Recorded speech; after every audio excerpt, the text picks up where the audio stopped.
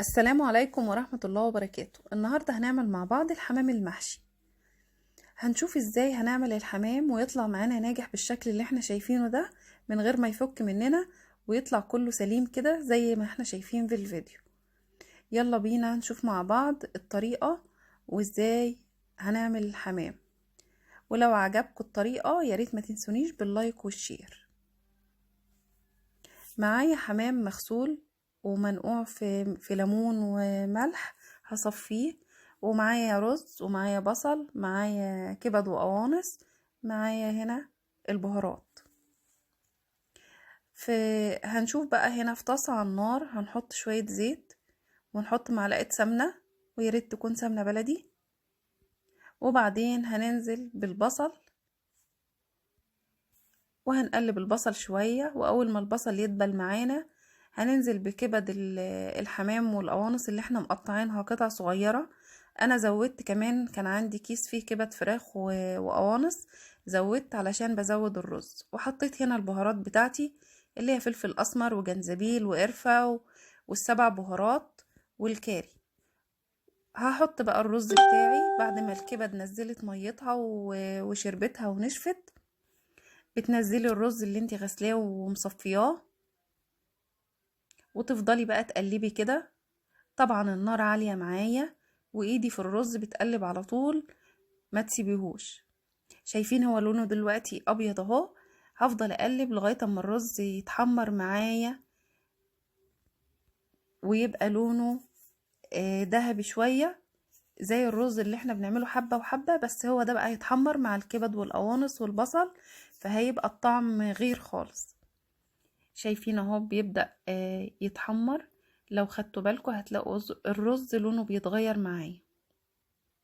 شايفين فضلت اقلب في الرز لغايه ما بقى لونه عامل ازاي.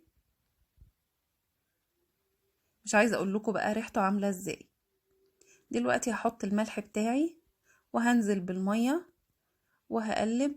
الميه تبقى بنفس سوى الرز، شايفين اهو الميه كده بسوى الرز. هقلب الملح بقى وهقلبه كده وهغطي عليه، واول ما يتشرب الميه دي هطفي.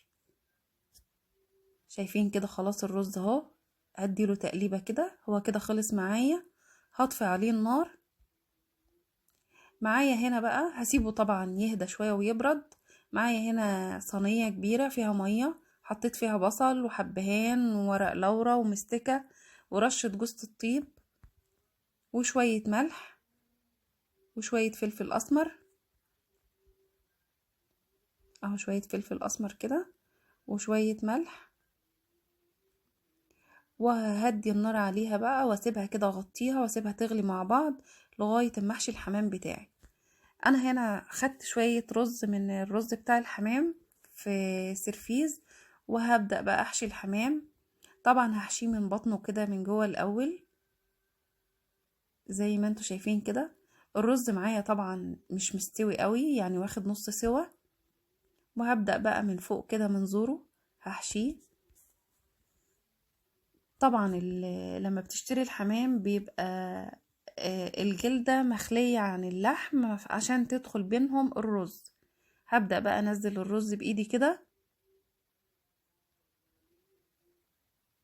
شايفين كده بالمعلقة الصغيرة، والصبع بيزق الرز جوه الحمام.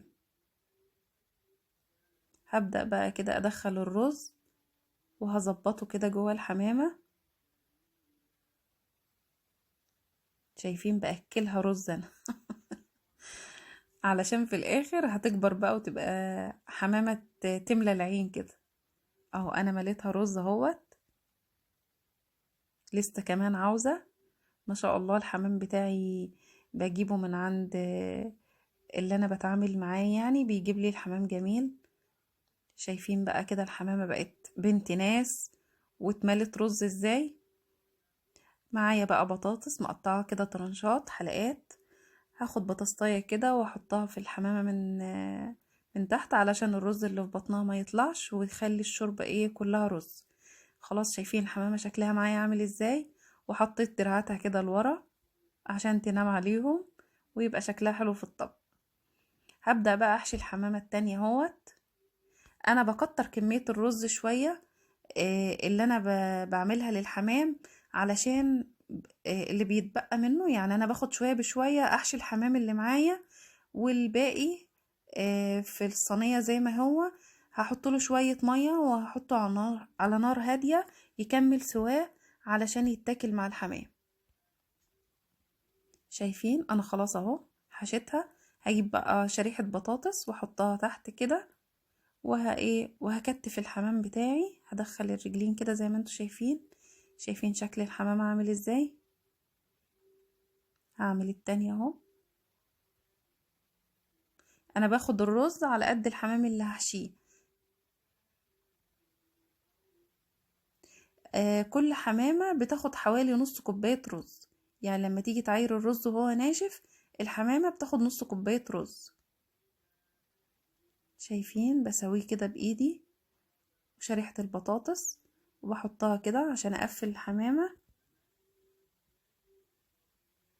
وهرجع بقى الجناح بتاعها لورا كده. شايفين شكل الحمامة اهو جميل. شايفين الحمام بتاعي اهو بعد ما حشيته كله، ما شاء الله.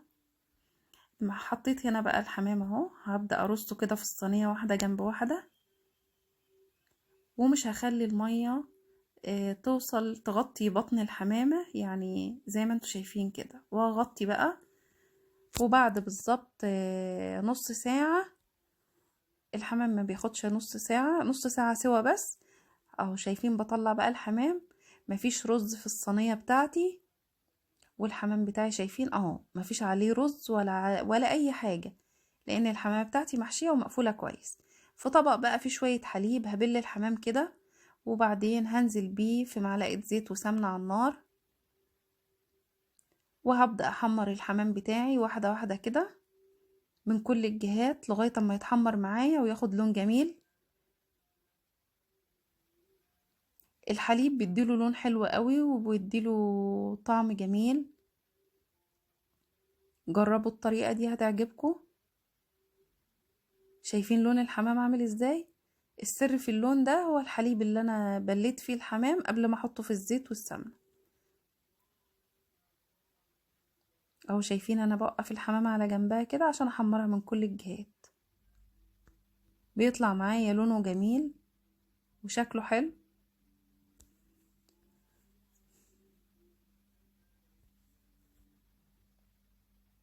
بجد الحمام ده يعني مش عايزة اقول لكم الريحة عاملة ازاي، وطعمه بيبقى جميل جدا.